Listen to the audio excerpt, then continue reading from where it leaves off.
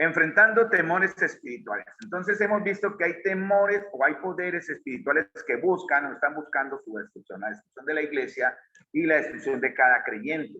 Y estamos tratando, yo realmente estoy aprendiendo, no lo digo con mucha humildad y con mucho respeto de las cosas que me he dado cuenta que el Señor en cierta manera me ha abierto mis ojos para entender más. Antes los leía, comprendía, pero no la profundidad que merecía el texto, porque en realidad no era algo que estuviésemos viendo tan profundamente como lo estamos viendo ahora. Entonces, estoy aprendiendo ahora a enfrentar mi temor en el área espiritual.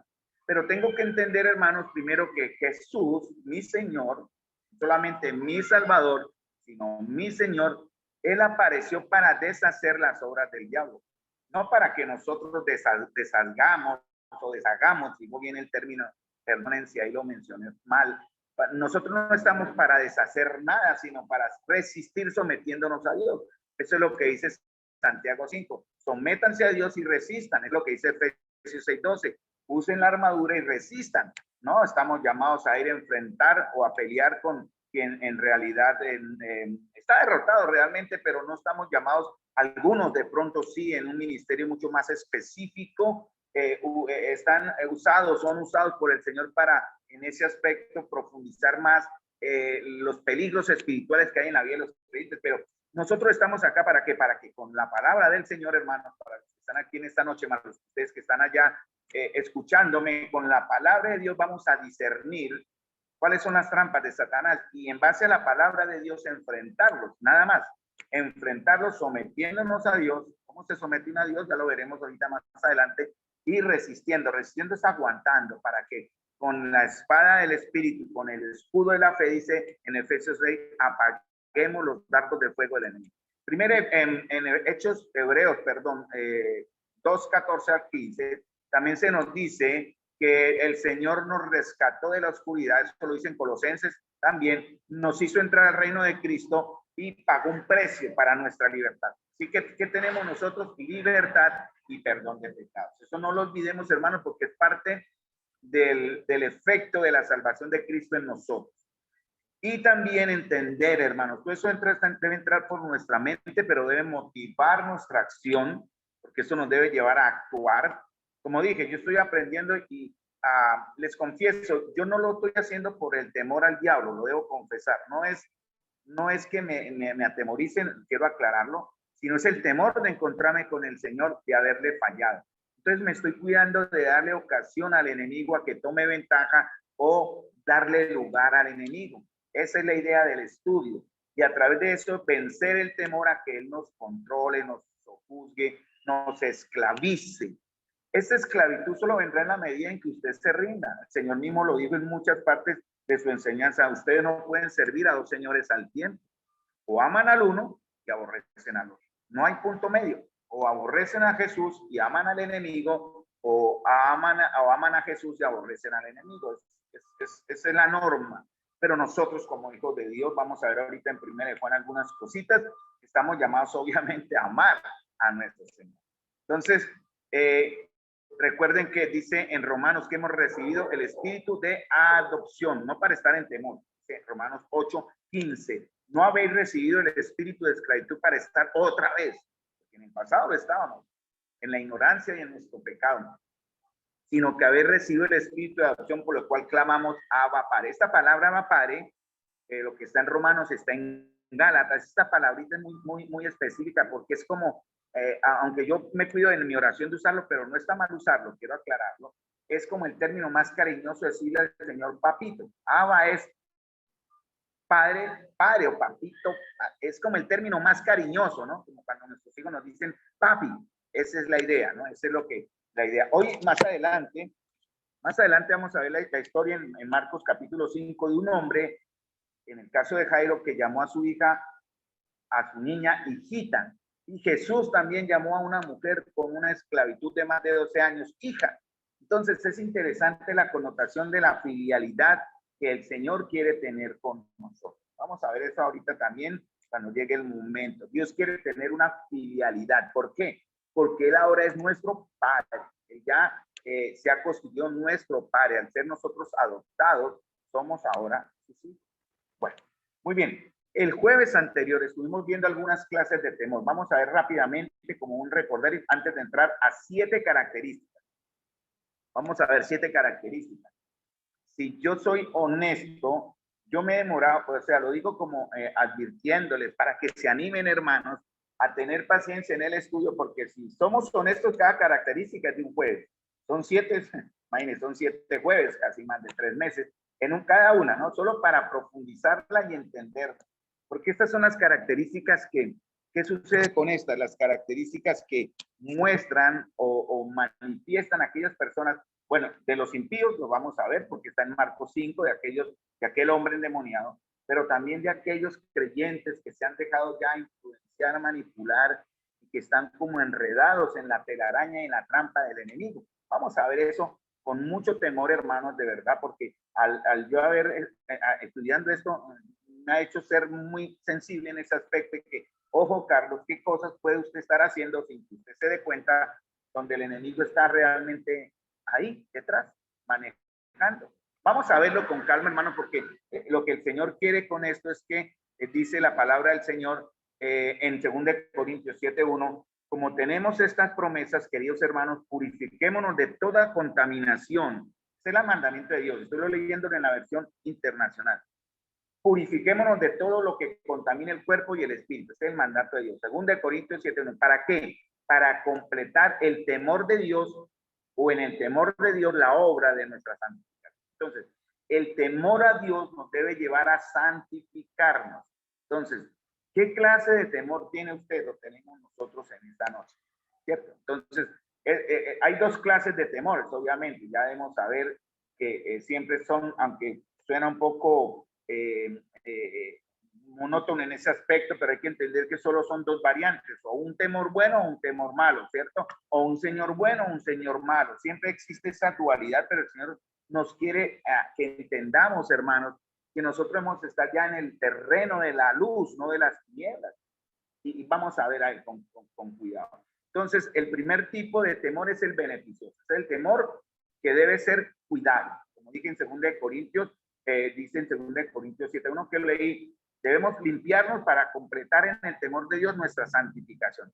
Recuerden, hermanos, que en Cristo ya somos conocidos como santos. Según de 1 Corintios y varias partes de la Escritura habla de los santos.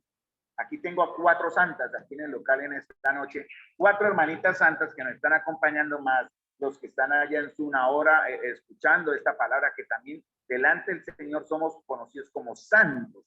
Pero, hermanos, nosotros tenemos un proceso, se llama santificación. Es un proceso que comienza cuando conocemos a Jesús y termina cuando morimos o cuando el Señor venga. Porque después de ahí seremos todos iguales. Allá no habrá uno más santo que el otro, uno más perfecto que el otro, sino tenemos todo en Cristo, dice la Escritura. Pero aquí en la tierra habrán unos que van a adelantarse más que otros. Eso tiene que ver con la obediencia y con el temor a Dios. Entonces, este temor a Dios, el primer temor del que voy a hablar, que es el bueno, es el temor del Señor. Y este no es necesariamente un miedo que signifique temerle a algo. Ustedes me van entendiendo, porque yo sé que ustedes son en la fe muy inteligentes y van a entender eso. Yo sé que aquí los que me están escuchando no hay nuevos en Cristo, por decir algo. Entonces me están entendiendo lo que significa el temor correcto. Entonces, es el temor reverencial.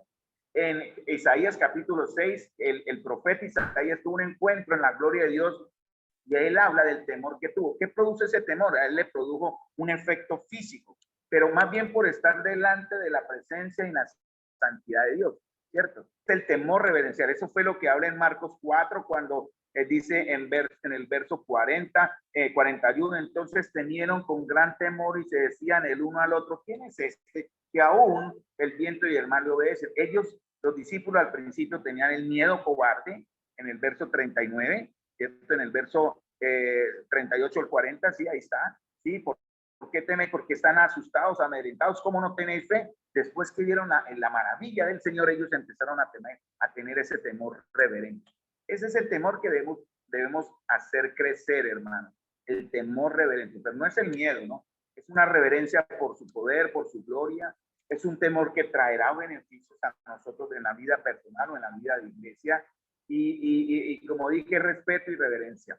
Pero también, hermanos, hay que considerar, hay que ver el otro aspecto, porque hoy en día hermanos míos, en la iglesia, yo creo que en la nuestra aún no hemos llegado a ese punto, pero tenemos que cuidarnos de no pasar la línea. Me explico. En muchas iglesias se ha sobredimensionado, lo cual está bien dimensionar, no sobre, sino dimensionar, o sea, enfocarse más en el amor de Dios, ¿cierto? El amor de Dios y la gracia de Dios. Francisco dio una enseñanza este domingo pasado similar a esto que les estoy diciendo, ¿no? Muchos solo piensan en el amor de Dios, ¿verdad? En la gracia de Dios, pero se olvidan, nosotros olvidamos que hay otro aspecto del Señor que hay que tener en cuenta, que también nos debe producir respeto. Es que Él es un Dios justo, santo y justo. El amor de Dios, la gracia de Dios, la justicia de Dios, la santidad de Dios son parte de sus atributos. Hay unos que no son comunicables, que no los podemos tener, pero hay otros que sí podemos, que nos permite practicar, como son la santidad y la gracia, por ejemplo, ¿verdad? Hay otros que no podemos tener, como por ejemplo, saberlo todo. Hay personas, hay hermanos que creen que lo sabemos todo. A veces caemos en ese error, que pensamos que jamás nos equivocamos. Dios nos proteja y Dios nos perdone cuando hemos actuado así. Pero hay que tener mucho cuidado, hermanos, entonces de entender todos los aspectos del carácter de Dios, ¿no? Amor y gracia, pero también santidad y justicia. Y eso es muy importante porque con esto hacemos que el temor de Dios crezca. Vimos 5 versículos en Proverbios, ¿se acuerdan? Si los anotaron o si ustedes vuelven a escuchar el mensaje, como yo siempre lo hago todo, cada vez que enseño, vuelvo y escucho para ver en qué me equivoqué, si me equivoqué, gracias a Dios, algunas cositas debo al siguiente estudio cambiar, mejorarlas, aclararlas, pero si me baso en la palabra del Señor, yo me cuido mucho en eso, si me baso en la palabra del Señor, no hay equivocación. Por ejemplo, los 5 versos de Proverbios están en Proverbios, no, en Salmo y Proverbios, pues Salmo 111:10, que dice que el principio de la sabiduría es el temor de Jehová. ¿Y qué pasa con aquellos que tenemos temor de Dios? ¿Cómo sabemos que usted tiene temor a Dios? Dice, porque dice, buen entendimiento tienen todos los que practican sus mandamientos. O sea, hay sabiduría porque hay obediencia, ¿cierto? Buen entendimiento. Entonces, si usted dice que tiene temor a Dios, debe tener buen entendimiento. Eso significa sabiduría para qué. Dicen en Salmo 110, si lo buscan en sus Biblias, buen entendimiento tienen todos los que practican o hacemos o obramos sus mandamientos. Ahí comienza la sabiduría. Hay 3 clases de hombres en la Biblia, ¿no? Recuerde, Proverbios habla de 3 clases de hombres, que es el sabio, el necio y el simple o el hijo, ¿cierto? El necio e insensato, el sabio y el simple. El simple es el niño en Cristo, que todo lo recibe. Usted, un niño es simple. Si usted le dice al niño en una mesa, por ejemplo, es un ejemplo que siempre ponemos, hijo, bótese, el niño no piensa en las consecuencias si yo no lo recibo, se lanza a los brazos, ¿cierto? Eso se llama la simpleza, ellos son ingenuos, pero los creyentes crecemos y ya pasamos a ser sabios o insensatos, porque el sabio es el que conoce y actúa, el insensato es el que conoce pero no actúa. Entonces, hermano, ¿qué es usted? ¿Sabio o insensato? Ya no podemos decir que sea un simple, porque ya conoce. Bueno, sigamos. Proverbios 1:7. El principio de la sabiduría es el temor a Jehová, y habla de lo que estamos precisamente hablando. Los insensatos desprecian la sabiduría y la enseñanza. ¿Qué es despreciar? Si usted tiene temor a Dios, hermano, y habla la hermanita aquí, me habla a mí mismo, porque estos versos los tuve que digerir para mí. Si yo digo que tengo temor a Dios, entonces, ¿qué debo mostrar? Amor hacia qué? Hacia la enseñanza. Debo amar, aprender de la escritura. A veces es una lucha para que incluso ustedes de pronto en un devocional abran la Biblia, porque es fácil. Yo no estoy muy de acuerdo en eso, pero yo lo escucho con respeto. Cuando llegan esas pildoritas por el grupo, por WhatsApp, que mandan a veces todos los días, que es bueno, esos devocionales o hablados, pero si usted no va a la escritura también para simplemente oírlo, es bueno, pero hay que ir a la escritura. Entonces, no hay que tener en poco la sabiduría que Dios da por medio de estos hermanos que lo hacen en el temor a Dios, y es bueno, no lo estoy negando, obviamente, pero hay que estar con la Biblia en la mano, hermanitos, porque usted a veces pensará que ha tenido su devocional con el Señor del día con escuchar esta píldora por WhatsApp, lo que llegan a los grupos. Pero no, hay que sentarse, hay que tener deseo de adquirir la sabiduría, sentarse con la Biblia y aprender temor. Tercero, Proverbios 19:23. El temor de Jehová es para vida. Con él vivirá lleno de reposo el hombre, no será visitado del mal. Hermanos, ¿cómo sé que estoy en el temor a Dios? Mostramos dos características que están aquí en Proverbios 19:23. Una es vida y la otra que está al final, paz. Vivirá lleno de reposo el hombre. No será visitado el mal. Mostramos paz y vida, o sea, tranquilidad. Sabemos que estamos en las manos del poderoso, del Señor. Esta pandemia sirvió para mostrar lo que hay en el corazón de Dios. A mí me asustó entender, de verdad uso el término, me asustó entender el concepto que yo tenía de lo que era Dios para mí. Antes de pandemia yo tenía un concepto del Señor, no malo obviamente, pero no el perfecto. No digo que el que tenga ahora sea perfecto, eso nunca va a ser posible, pero lo llegué a ver, he llegado a ver al Señor en una perspectiva diferente, porque ahora descanso más en él. Entonces, dice, mostramos, estoy hablando en términos generales para todos ustedes y los hermanitas que están acá, y para mí, en primera persona, mostramos entendimiento, mostramos deseo, mostramos paz y vida, o sea, vida espiritual. ¿Qué es lo contrario a la vida espiritual buena? Si yo le preguntara a las hermanas acá, ¿cuál sería lo contrario a la vida espiritual buena? ¿Cómo se llama en la Biblia? ¿Cómo? Kelly me dice, perdón, me dice más alto. Tibio, sí, la tibieza es un efecto de algo, de vivir en qué. Gálatas 5 habla, dice, de dos fuerzas que se oponen. Una es la fuerza del espíritu y la otra es la fuerza de la carne. Entonces, esos son los dos aspectos. O vivimos en la carne o vivimos en el espíritu. ¿Cierto? Entonces, vivir en la carne, ustedes entienden que es la carnalidad, ¿no? De permitir el pecado. Ustedes la conocen, Gálatas 5:22. Pero andar en el espíritu, que Gálatas 5:19 habla de eso, ¿no? Mostrar el fruto del espíritu que es. Yo les preguntara a usted, o le preguntara a la hermanita, es amor, gozo, paz, paciencia, benignidad, bondad, fe, mansedumbre y templanza. Y la paz está metida ahí, ¿no? Porque la paz es un efecto del temor a Dios. Proverbios 14:26 dice que mostramos confianza y esperanza. En el temor de Jehová está la fuerte confianza y esperanza, dice, tendrán sus hijos.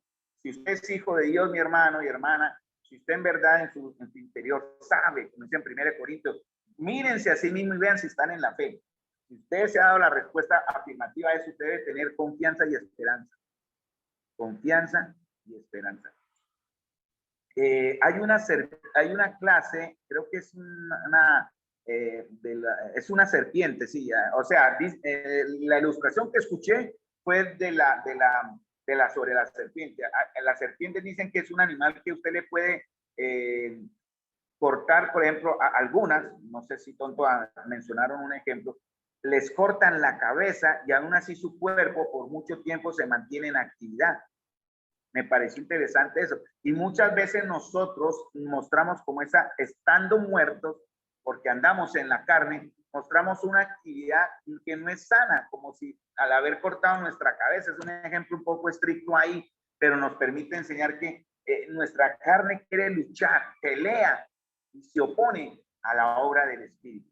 Por eso Satanás tiene mucha facilidad en nosotros cuando le damos entrada. Él está en su ambiente. El Señor pudo haber cortado la cabeza en realidad, pero nuestra carne se resiste y aún quiere pegarse a la carne de Satanás, por decir así, al mal. Yo siempre he conocido eso hace años, que estamos en la línea. Si usted pierde la visión, por eso dice la Escritura en Hebreos 12, puesto los ojos en Jesús, el autor y consumador de la fe. Si nosotros nos desviamos nunca, si no nos cuidamos, no vamos a ir hacia lo bueno, siempre tiramos hacia lo malo, siempre. Por eso es necesaria la comunión en la iglesia, porque la iglesia, la comunión en el cuerpo, la iglesia, Efesios 4 habla de un cuerpo, ¿verdad? Con coyunturas, con articulaciones, con dones, da vida espiritual. Cuando usted rehuye de la iglesia, usted está rehuyendo, está huyendo al espíritu y buscando la carne. Eso es lo que más o menos he visto por Gálatas y por Efesios. Por último, Proverbios 14:27, el temor de Jehová es manantial de vida, para apartarse de los lazos de muerte. Entonces, cuando tenemos temor a Dios, hermanos, buscamos, trabajamos que la santidad, la santidad. Entonces, eso significa tener mucho cuidado, ¿no? En estas semanas les confieso que estamos tratando este tema, Satanás, en lo personal. Mi esposa no lo sabe todavía, bueno, no se lo he contado porque no necesito, o sea, no, bueno, sí, le cuento, ¿no? Para que esté orando, pero hay cosas que, por ejemplo, Satanás me ha atacado mucho.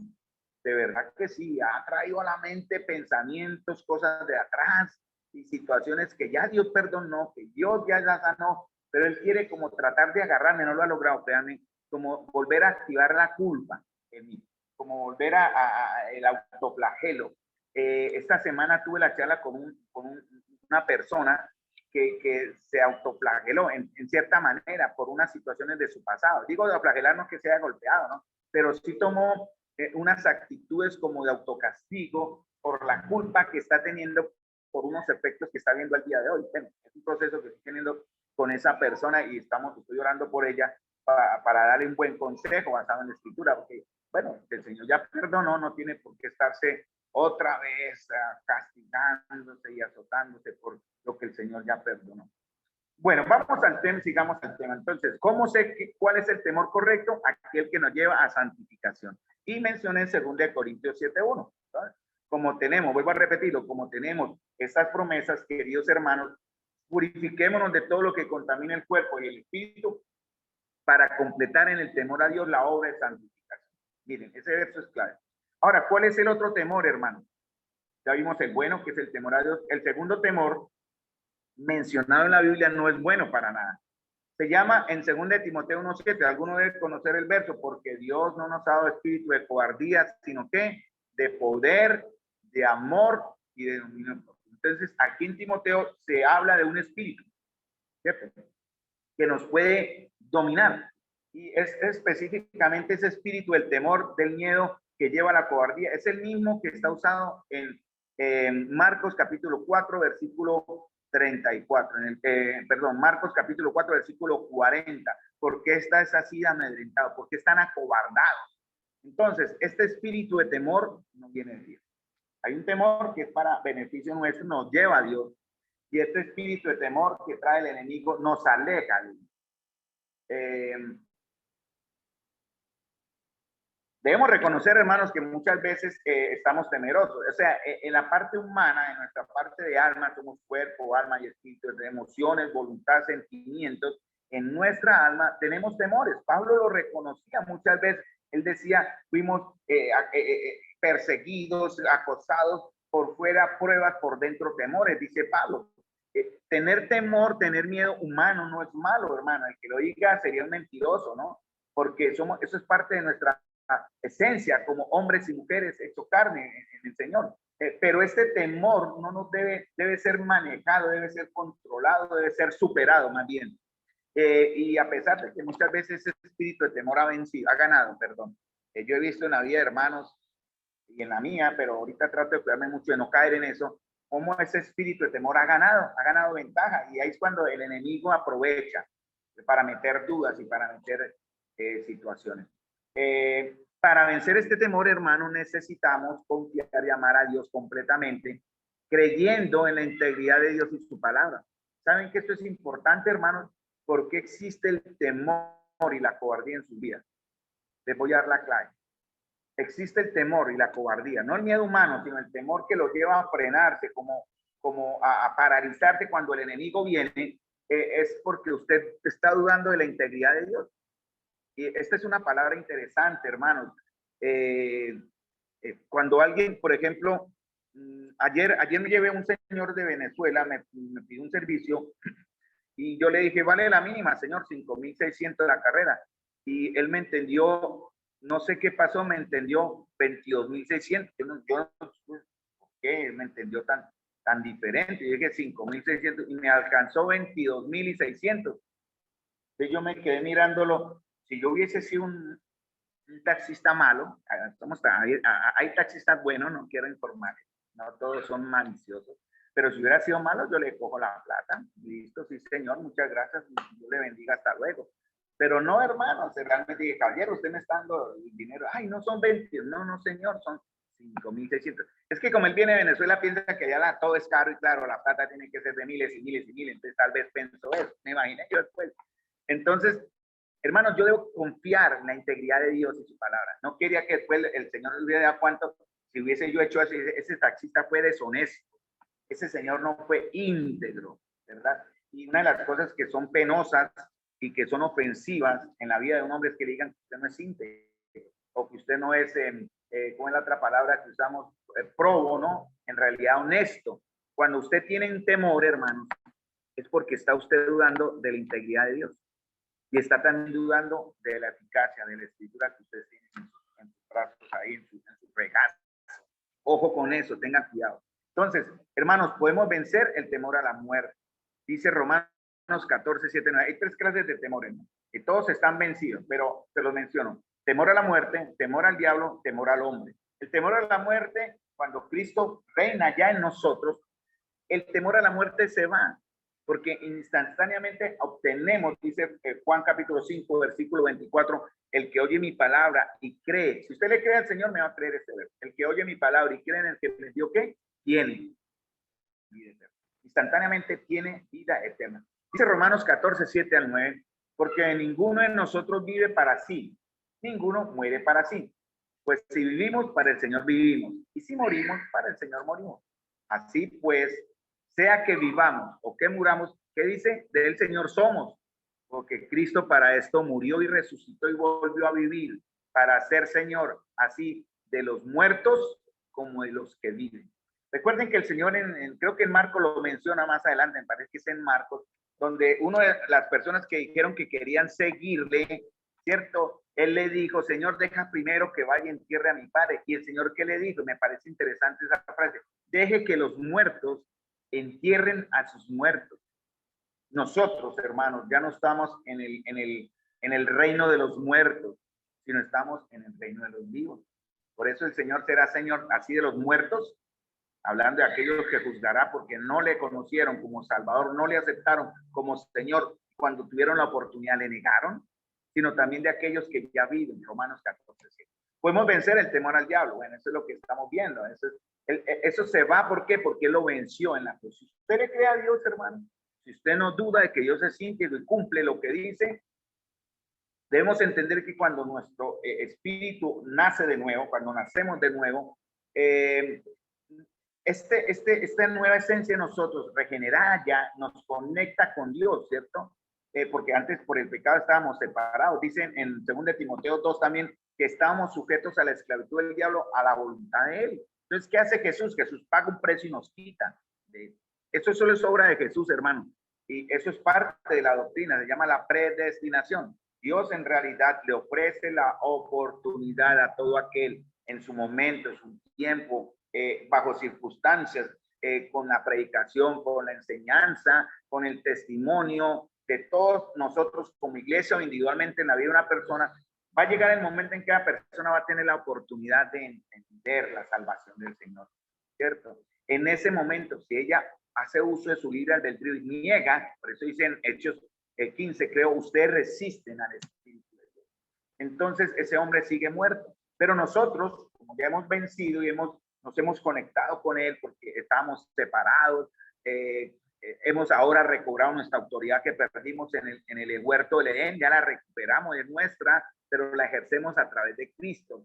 Nuestra posición también la recuperamos, hermano. Volvemos a hacer ahora la creación perfecta del Señor en Cristo. Eso está en Romanos, ¿no? El postrer Adán. Y todo lo que Satanás había robado por medio de Adán le fue quitado. Entonces, dice en Efesios 2:6, hablé con un hermano en esta semana y le aconsejaba a raíz de un libro que él está leyendo, creo que lo leyó, yo también lo leí. Tenemos que aprender a vernos, hermanos, como Dios nos ve. O sea, en realidad el enfoque del libro se titula Cuando lo que Dios hace no tiene sentido. Un buen libro es aprender a vernos como Dios nos ve, ¿cierto?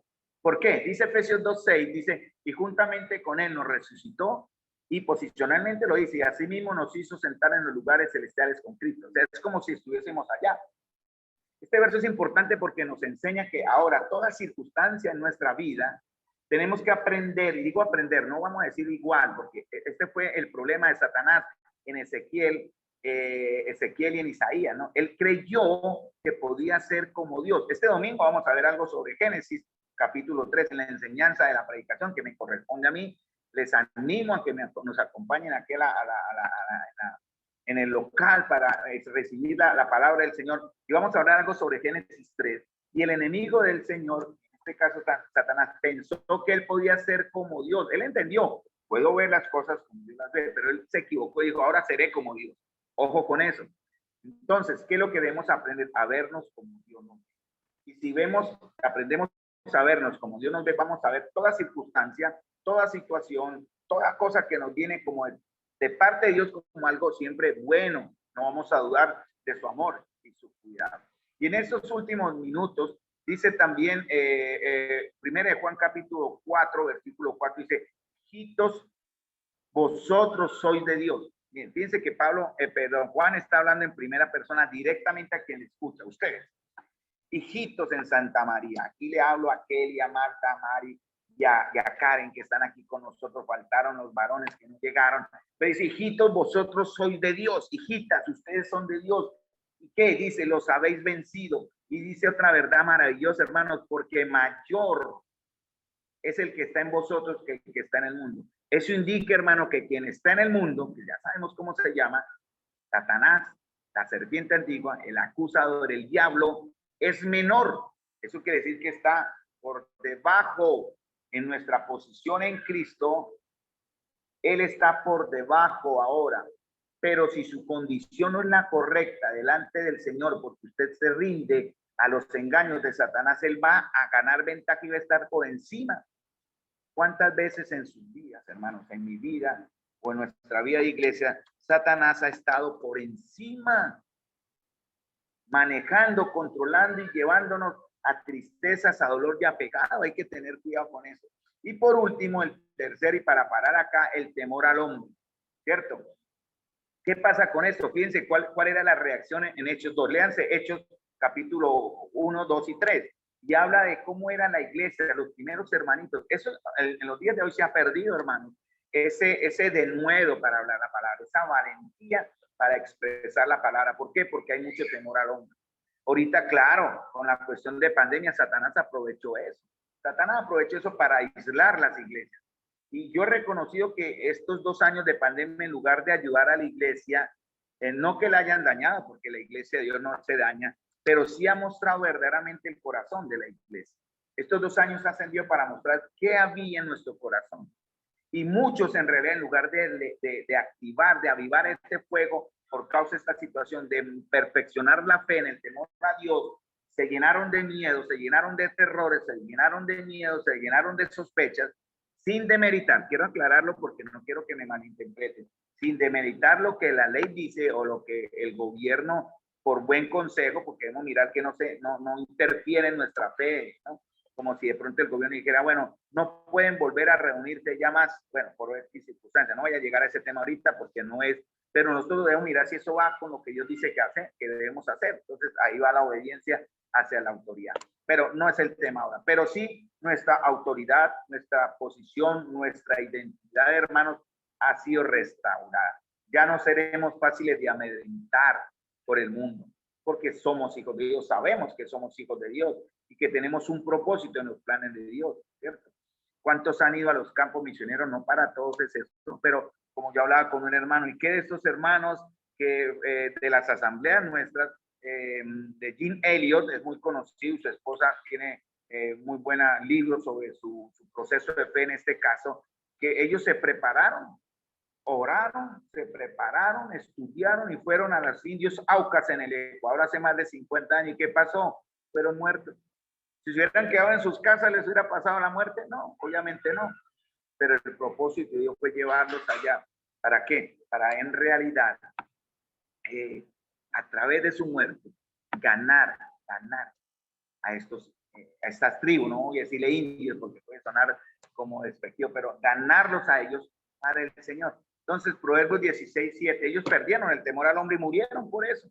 Cuando los caminos del hombre son agradables a Jehová, aún a sus enemigos hace estar en paz con él. Dice Proverbios 16:7. Si es la voluntad de Dios, porque no piensen que por estar en la fe, el hombre lo va a usted a alabar o lo va a cuidar o lo va a tener en mejor preferencia. Antes, al contrario, le seguirá acusando.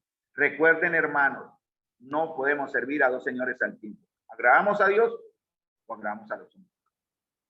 Porque ¿qué es lo que pasa, hermanos? Siempre estamos buscando llenar las expectativas de quienes nos rodean. Entonces, esto hace que decidamos hacer lo correcto delante de Dios. ¿Vamos a agradar a Dios o vamos a agradar a los hombres. Él nos dará, si es su voluntad, su gracia para con ellos. Entonces, ¿qué dice Gálatas 2:20? Pablo lo dijo, ya no vivo yo, sino Cristo vive en mí. Y mientras vivo en este cuerpo, vivo por la fe en el Hijo de Dios, quien me amó y se entregó para salvar. Primera de Juan 4:18 dice, en el amor no hay temor, sino que el perfecto amor echa fuera el temor, porque el temor lleva en sí castigo. De donde el que teme no ha sido perfeccionado en el amor. Entonces, hermanos, recuerden que el Señor nos da aliento a través del Escritura. Hay muchos versos, puedo detallar, si ustedes me piden la tarea, se los traigo. Todos esos versos que hablan sobre consuelo, que hablan sobre ánimo en la Escritura. Por ejemplo, tengo uno acá, Isaías 41:10, que es muy conocido. No temas. Si usted no duda, de la integridad de Dios, si usted no duda de la integridad de su palabra, va a creer este verso. Como un ejemplo, esto es una promesa general, no es algo particular. Él le dijo a Isaías, pero el principio es el mismo, está en la Escritura. Y le dice, no temas, porque yo estoy contigo. Bien. El Señor dice, no temas, Carlos, yo estoy con usted. No desmaye, no flaquee. Dice, porque yo soy su Dios. Y si yo estoy con usted, ¿quién contra usted? Es lo que dicen Romanos. Yo te esfuerzo. En realidad nuestro ánimo viene del Señor por la Escritura, no por que los hombres nos den palmaditas y nos quieran consentir. Nos dice, siempre te ayudaré. Isaías 41:10, siempre te ayudaré. Si usted no duda de la integridad del Señor, va a creer en esta palabra. Siempre te ayudaré, siempre te sustentaré con la diestra de mi justicia. Es un buen verso. Entonces, si nos asusta el futuro, hermanos, Jesús nos recuerda que Dios se preocupa incluso por las avecitas de las aves, ¿no? Así que no temas, y ustedes valen mucho más que estos pajarillos. En el Salmo 56:11, el salmista dice, en Dios he confiado, no temeré. ¿Qué puede hacerme el hombre? Entonces, la total y absoluta confianza a Dios es la clave para vencer el temor. Confiar en Dios es rehusarse, hermano. Eso es lo que yo estoy practicando ahora con mucho cuidado. Confiar en Dios es rehusarme a ceder ante ese temor. ¿Sí? Acudir al Señor a pesar de mis miedos, aún en los tiempos más oscuros, y confiar en que Él arregle las cosas. Esta confianza procede de conocer a Dios y saber que Él es un Dios bueno. Entonces dice Job 13:15. Algunos hermanos enseñan mucho de las debilidades de Job, pero no entienden que Job estaba sujeto a los temores del hombre que no sabía por qué le había llegado la muerte de sus hijos, perdió sus riquezas, perdió su salud y estaba en una costra de su enfermedad por su piel, ¿no? Rascándose en su costra. Pero él dice al final en Job 13:15, he aquí, aunque él me matare, en él esperaré. Espero, hermanos, que esa sea ahora nuestra confianza como una manera de animarnos, aunque él me enferme, porque es el Señor el que lo permite, aunque me enferme del corona, en él voy a esperar, hermano. Y realmente no voy a desmayar, no voy a darle ocasión a ninguno. Vamos a dejar ahí, hermanos, y vamos, entonces, quiero invitarles a que terminemos con una palabra de oración. Padre amado, Señor, te doy las gracias por este tiempo. Espero que tu palabra, tanto como me está redarguyendo a mí, Señor, redarguya a tu pueblo que escucha. Y por este medio, Señor, sea una razón, una manera eficaz de que la palabra, mis hermanos, tus hijos y yo recibamos instrucción, Señor, instrucción en la comunión real y viva de la iglesia, en la presencialidad de la iglesia, en la comunión donde podemos separarnos, como ahora podemos hacer, ahorita las damitas pueden hacer, apartarse ellas allí a un ladito para orar. Y Señor, escucha nuestra oración, que Señor será elevada más en pocos minutos, de un corazones honestos y de labios sin engaño. Señor, ayúdanos. En el nombre de Jesús te pido tu bendición y yo decido, Señor, en mi caso personal, seguir confiando en tus promesas, en tu cuidado y en tu protección a pesar de, y puedo decir con confianza, Señor, tú sabes que yo lo veo así, aunque tú me matares, Señor, en ti esperaré. A ti sea la gloria, Señor. Te lo pido en el nombre de Jesús. Amén.